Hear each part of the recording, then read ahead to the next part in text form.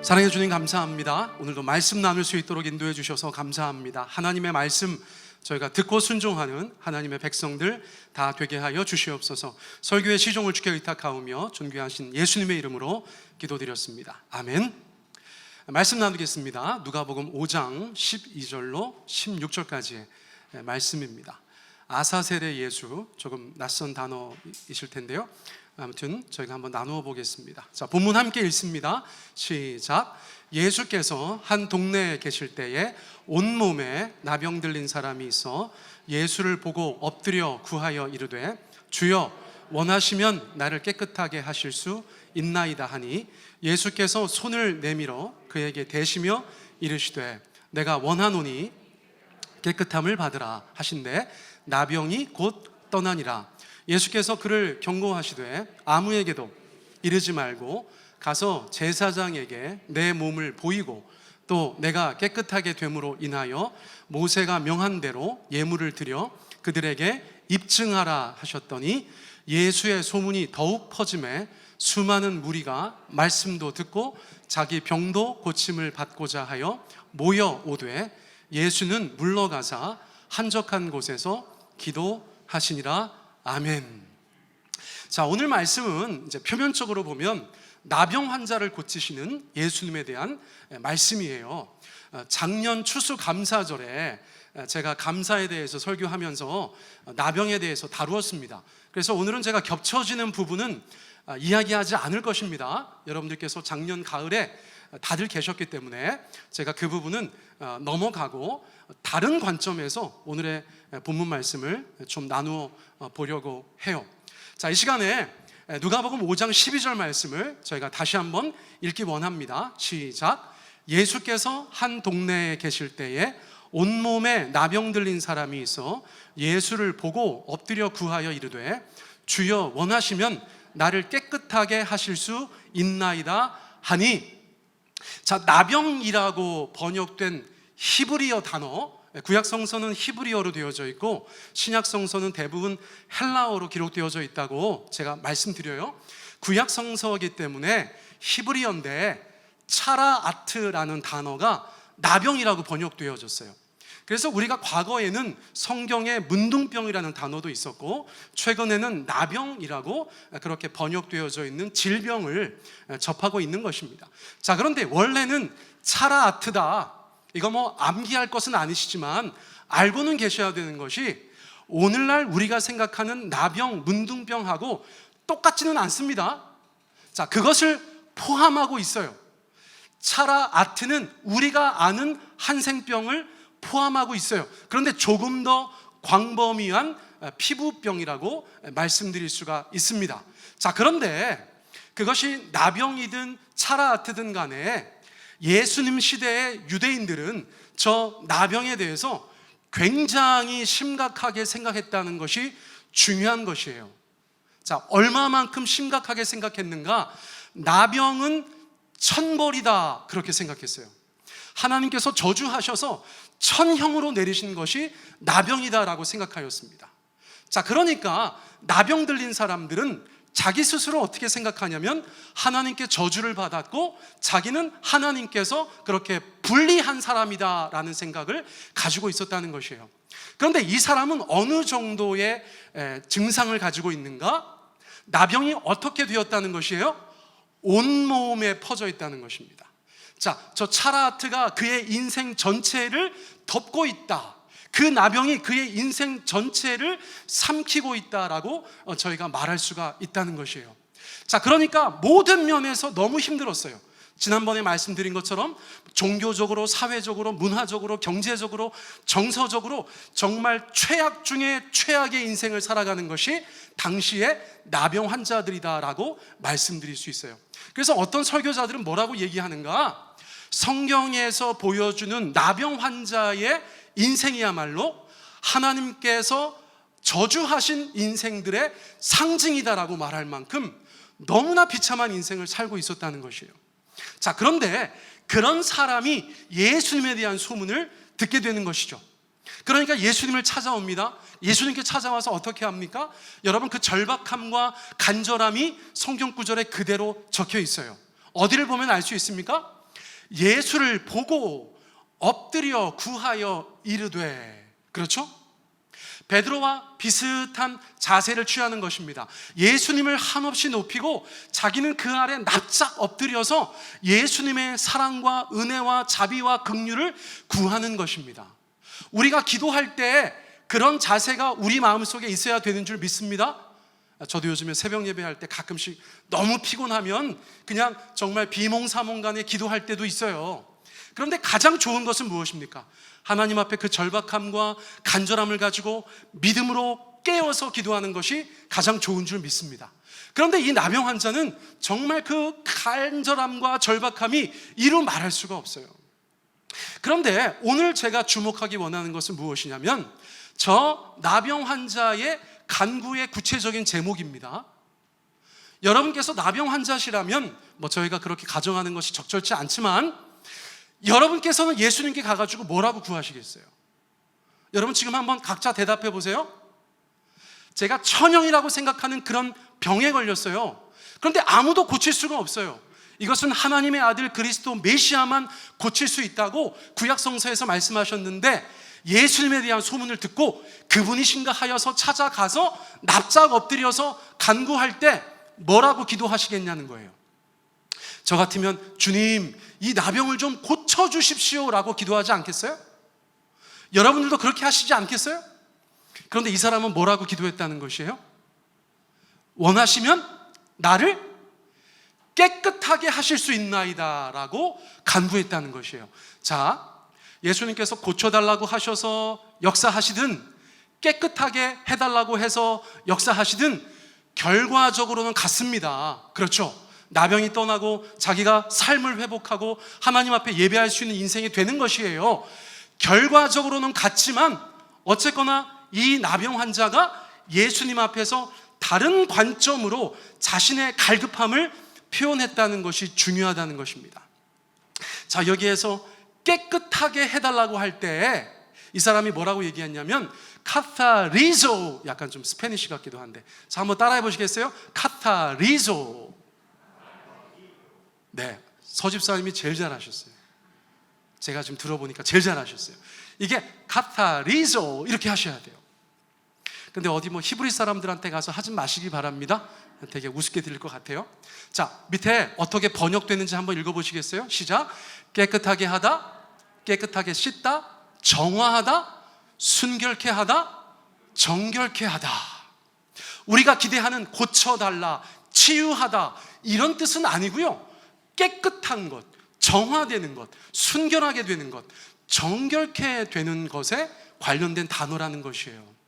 자, 이 나병 환자는 정확하게 그것을 구하고 있다는 것입니다. 왜 그럴까요? 이 사람은 지금 깨끗하지 못한 것 때문에 인생이 말이 아니기 때문이에요. 성경에서는 정하다는 개념, 클린하다는 개념과 부정하다는 개념, unclean하다는 개념이 굉장히 많이 등장합니다. 여러분 교회 다니시고 성경을 믿고 있고 예수님 안에 거하신다면 성경에서 말하는 정과 부정의 개념을 반드시 알고 계셔야 돼요. 이거 모르면 성경을 정말 제대로 이해할 수가 없어요. 예수님의 사역도 우리가 제대로 이해할 수가 없어요. 그러니까 성경에서 말씀하고 있는 바 정한 것과 부정한 것에 대해서 여러분 오늘 어떤 형태든지 조금 더 지식의 진보가 있으시기를 바라겠습니다. 자, 레위기 말씀 보니까 나병 환자들을 어떻게 구별하였는가? 자, 같이 읽어봅니다. 나병 환자는 시작. 나병 환자는 옷을 찢고 머리를 풀며 윗 입술을 가리고 외치기를 부정하다, 부정하다 할 것이요 병이 있는 동안은 늘 부정할 것이라. 그가 부정한즉 혼자 살되 진영 밖에서 살지니라. 자, 나병에 걸린 사람에 대한 율법의 지침이라는 것입니다. 그런데 어떤 단어가 계속 반복됩니까?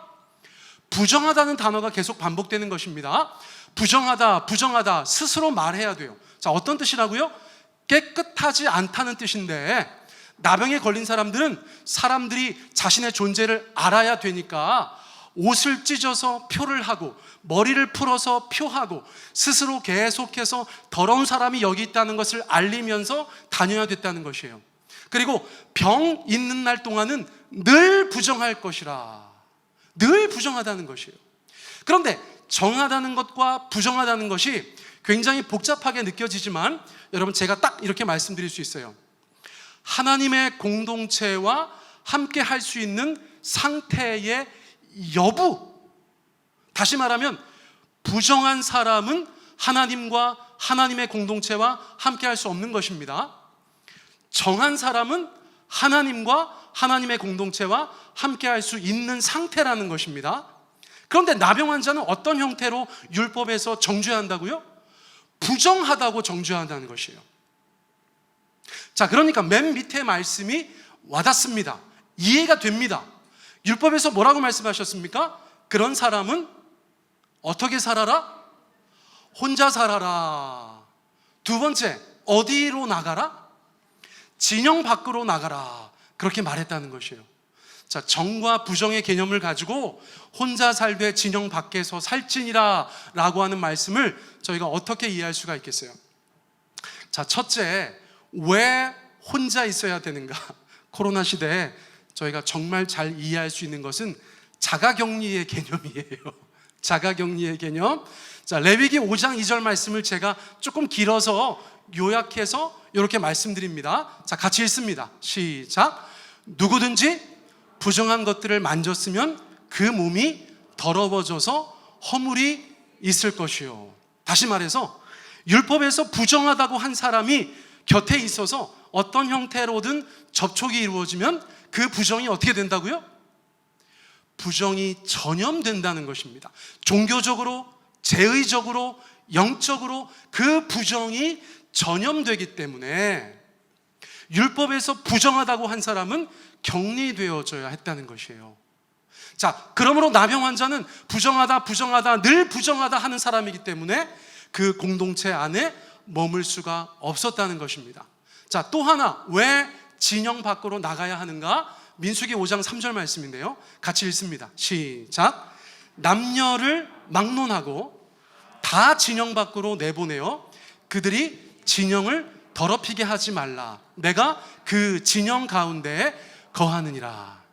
자, 부정한 사람이 있으면 영적으로나 도덕적으로나 위생적으로나 율법에서 부정하다고 깨끗하지 않다고 한 사람들이 있으면 그 사람들은 진영 밖으로 나가야 되는데 남녀를 막론하고 다 진영 밖으로 내보냈다는 것이에요.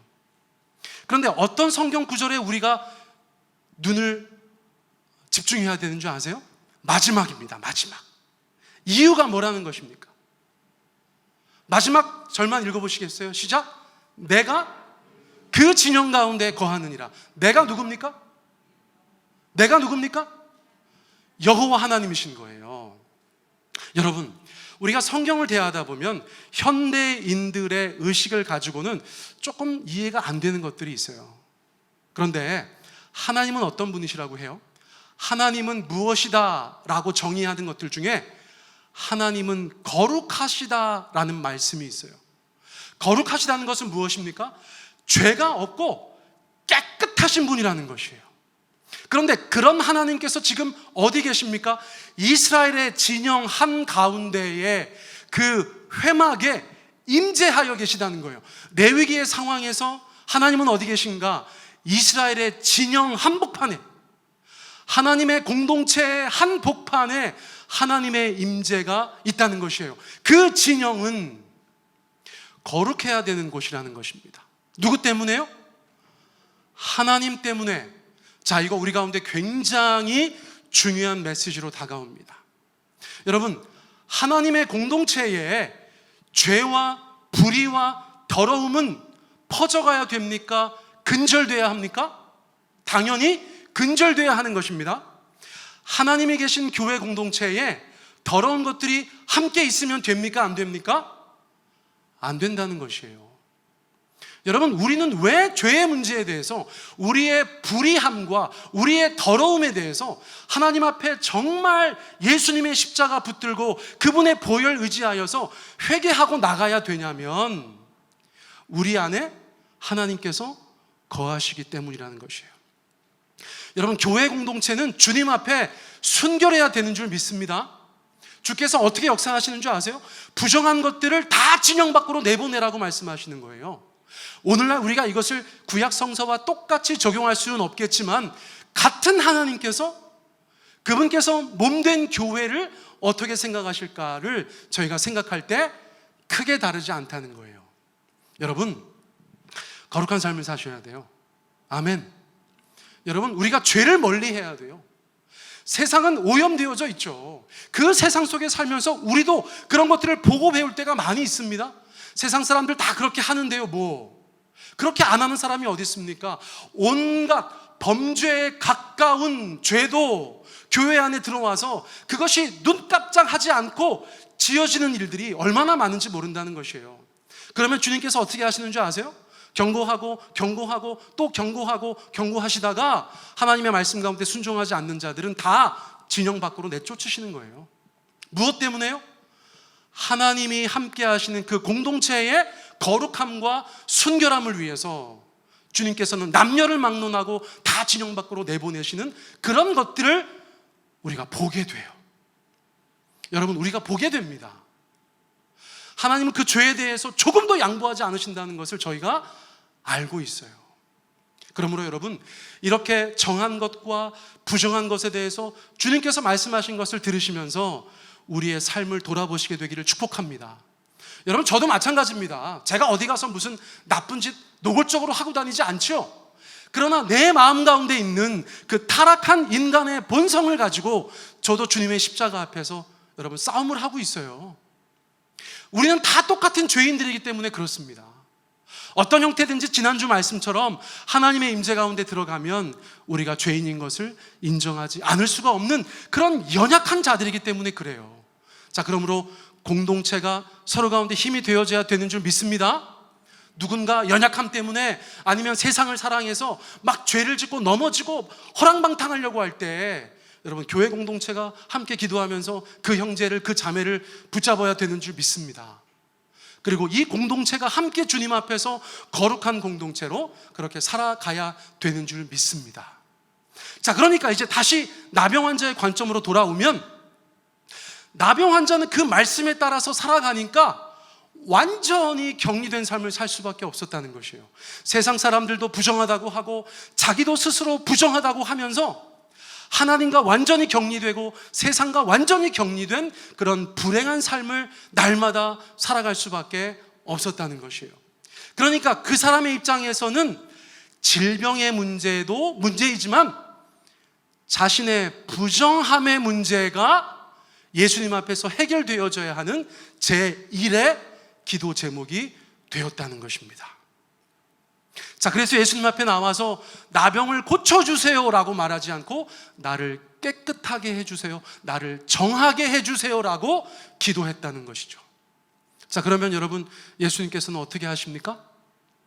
여러분들이 그런 중대한 기도 제목을 가지고 주님의 뜻에 맞게 나아가서 납작 엎드려서 주님 앞에 기도할 때 여러분, 주님께서는 그 사랑과 은혜로 그 자비와 긍휼로 우리 가운데 역사하시는 분이신 줄 믿습니다. 그런데 어떤 형태로 역사하셨어요? 깜짝 놀랄 만한 형태로 역사하셨다는 거예요. 자, 같이 한번 읽어보세요. 누가복음 5장 13절입니다. 시작. 예수께서 손을 내밀어 그에게 대시며 이르시되 내가 원하노니 깨끗함을 받으라 하신대 나병이 곧 떠나니라. 여러분, 여기서 깜짝 놀랄 일이 뭐가 있어요? 여러분, 깜짝 놀랄 일이 뭐가 있습니까? 그렇죠. 예수님께서 나병 환자에게 손을 내밀어서 대셨다는 것입니다. 자, 보세요. 작년 추수감사절 때 다루었던 10명의 나병 환자는 예수님께서 털끝 하나 건들지 않으셨어요. 어떻게 하셨어요? 너네 그냥 가. 제사장한테 가. 가다 보면 나을 거야. 그렇게 말씀하셨어요. 언택트로 고치셨어. 그렇죠. 그런데 이 사람은 어떻게 하셨어요? 손을 내밀어서 그에게 대셨다는 거예요. 여러분, 터치하셨다는 거예요. 헤븐리 터치가 이루어졌어요. 하늘의 만지심이 이루어졌어요. 이게 무엇을 의미합니까? 여러분, 이 사람은 발병한 지 얼마나 됐는지 알 수 없지만 아무도 자기한테 손댄 적이 없는 사람이에요. 손대는 게 뭐예요? 사람들이 근처에도 안 왔어요. 뭐라고 하면서? 부정하다고 하면서 근처에도 안 왔습니다. 그런데 예수님께 나아가가지고 주님이 원하시면 저를 깨끗하게 하실 수 있습니다. 그렇게 기도했더니 말도 안 하시고, 내가 원한다던가 내가 너를 고치겠다던가 말도 하지 않으시고 손부터 대셨다는 거예요. 여러분, 예수님께서 말보다 행동으로 대답하셨어요. 무슨 대답일까요? 환영한다, 사랑한다, 나는 너를 용납한다, 너는 이제 깨끗함을 받게 될 것이다 라는 바디 랭귀지로 예수님께서 그 나병 환자에게 먼저 말을 거셨다는 거예요. 여러분, 이것은 놀라운 은혜입니다. 놀라운 은혜예요. 자, 그러고 나서 뭐라고 말씀하십니까? 깨끗함을 받으라. 어떤 느낌입니까? 여러분, 예수님께서 여러분들한테 다가오셔서 이렇게 손 대셨다고 생각해 보세요. 손 대셨다고 상상해 보세요. 그리고 나서 예수님께서 뭐라고 말씀하세요? 깨끗함을 받으라. 그럼 어디에서 어디로 가는 것처럼 느껴지세요? 예수님에게서 그 나병 환자에게로 무엇이 갑니까? 깨끗함이 가는 거예요. 하나님은 거룩하신 분이십니다. 깨끗하신 분이에요. 정결하신 분이에요. 그 예수님께서 그에게 손을 대시고 연결하시고 깨끗함을 받으라 라고 말하니까 그 부정함이 완전히 사라진 것처럼 성경이 우리 가운데 말씀하고 있다는 것이에요. 여러분, 일반적인 부정함은 서로 막 전염되는 것인데, 정결함과 부정함의 차이가 너무 나면 정결함이 부정함을 이기는 줄 믿습니다. 예수님 안에 있는 그 엄청난 정결함이 그에게 닿아질 때 여러분, 그 부정을 이기는 놀라운 능력이 된 줄 믿습니다. 예수님께서 그렇게 말씀하신 거예요. 깨끗함을 받으라. 내게 있는 깨끗함을 받으라. 여러분, 그렇게 말씀하신 것 같이 느껴져요. 그리고 나서 즉시 그 나병이 떠나는 역사가 나타났다는 것이에요. 자, 그리고 나서 예수님께서 어떻게 행동하십니까? 자, 누가복음 5장 15절 말씀 읽어보세요. 자, 시작. 예수의 소문이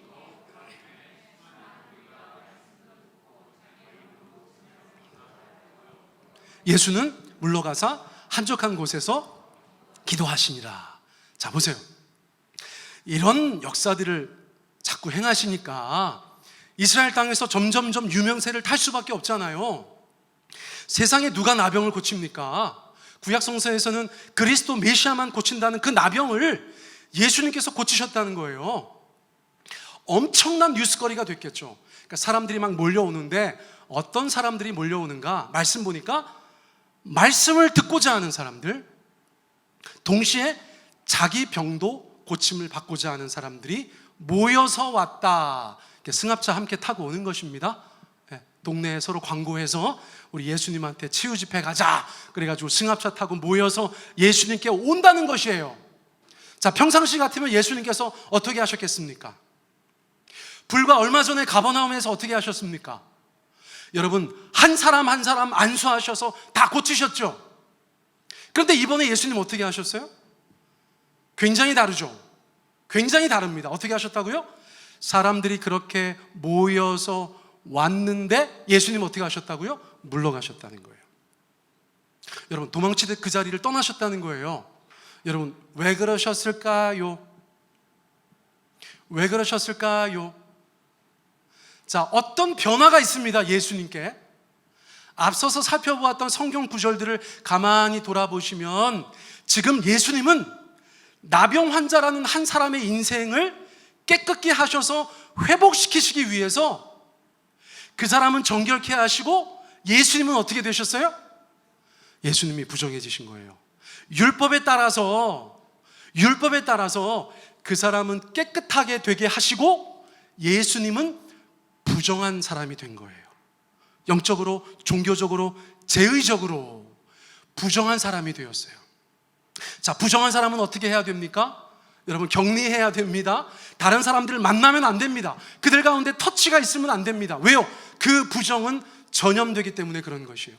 그래서 예수님께서 평상시와 다르게 그 사람을 만지시고 그 사람에게 깨끗함을 허락하시고 율법에 따라서 당신은 부정하게 되셨기 때문에 사람들이 몰려올 때 도망치듯 물러나셨다고 볼 수 있다는 것이에요.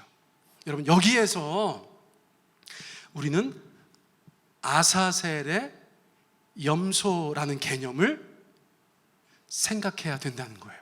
여러분 교회 오래 다니신 분들도 아사셀이라는 말을 처음 들어보셨을 수도 있어요. 자, 보세요. 이 그림을 가만히 보세요. 염소가 한 마리 있는데 순염소입니다. 두 손이 올라와져 있어요. 이 사람은 아론이고 대제사장이라고 할 수가 있습니다. 자, 그것을 염두에 두시고 이 말씀을 읽어보시면 되겠어요. 아사셀의 염소가 뭔가 굉장히 생소한 개념이신데 여러분 같이 한번 배워보겠습니다. 레위기 16장, 자, 같이 읽습니다. 시작.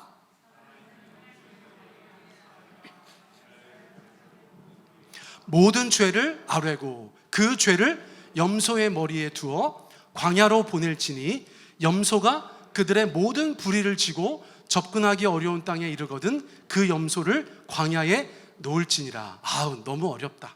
자, 설명을 들어보세요.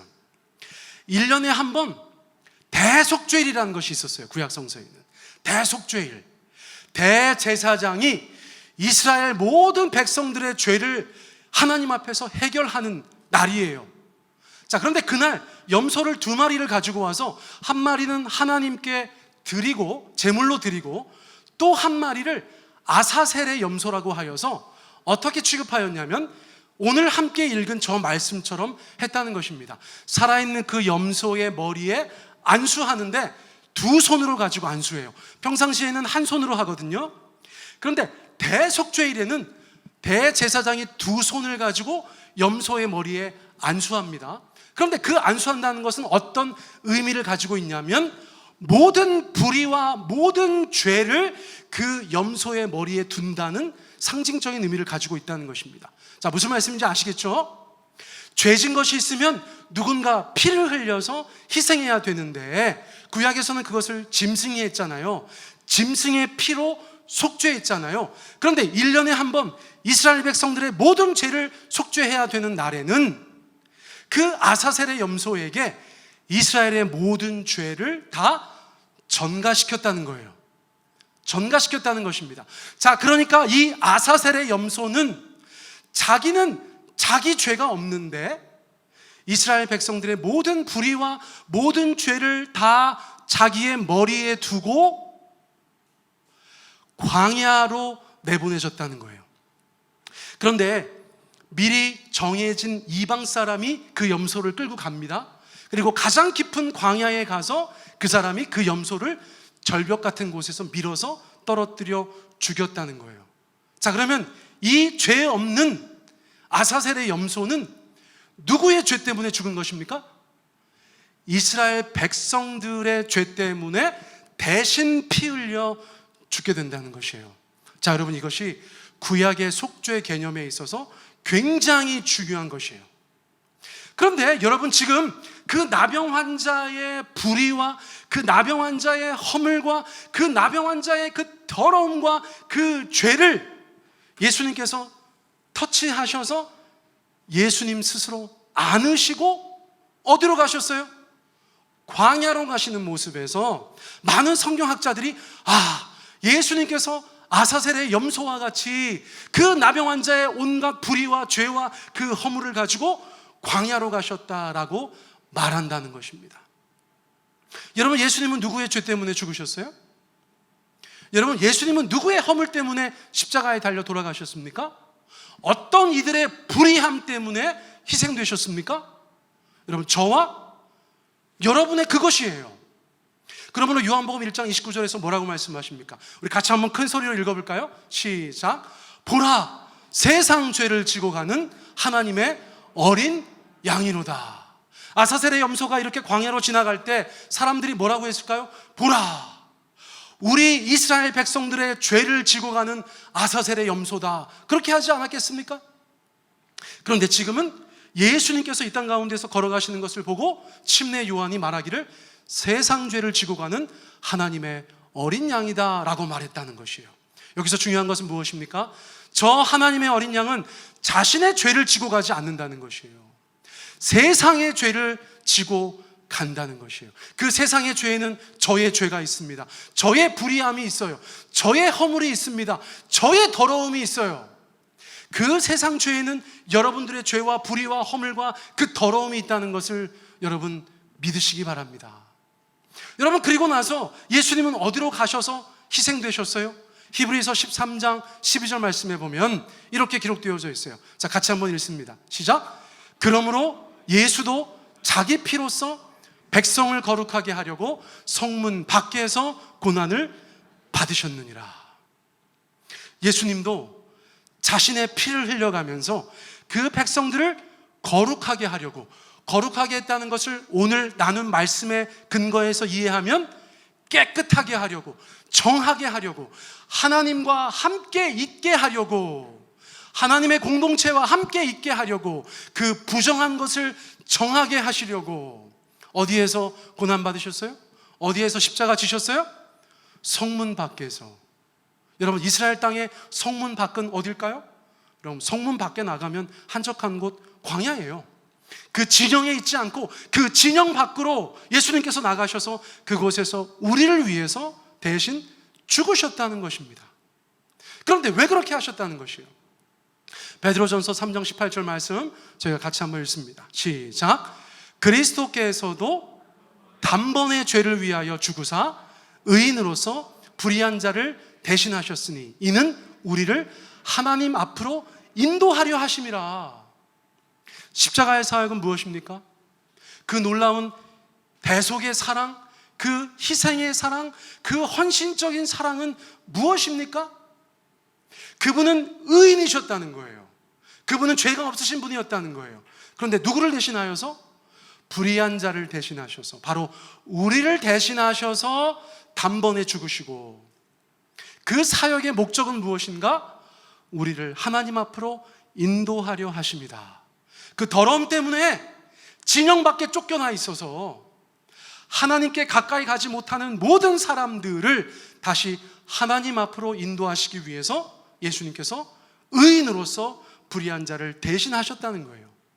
자, 십자가에서 예수님께서 소리 지르고 운명하신다. 여러분, 제가 몇 차례 말씀드렸는데 저는 이게 너무 기가 막혀가지고요. 십자가에서 죽어가는 사람들은 마지막에는 아무 힘도 없어서 질식사하는 것입니다. 여러분, 십자가형의 마지막 사인은 질식사라고 제가 계속 말씀드렸죠? 십자가형을 평생 연구한 사람들의 결과예요. 피를 흘려서 과다출혈로 죽는 것이 아닙니다. 나중에 힘이 없어서 그 늑막이 눌려서 더 이상 숨을 못 쉬어서 질식사하는 것이에요. 어떤 상태일까요? 힘이 없어요. 그런데 예수님께서는 그렇게 달려서 힘이 없으시다가 마지막에 소리를 지르고 돌아가셨다는 거예요. 무슨 소리 지를 힘이 있어요. 근데 예수님께서 소리 지르셨다는 거예요. 여러분, 어떤 성경학자들이 그것을 말하는데 제가 은혜를 너무 많이 받았어요.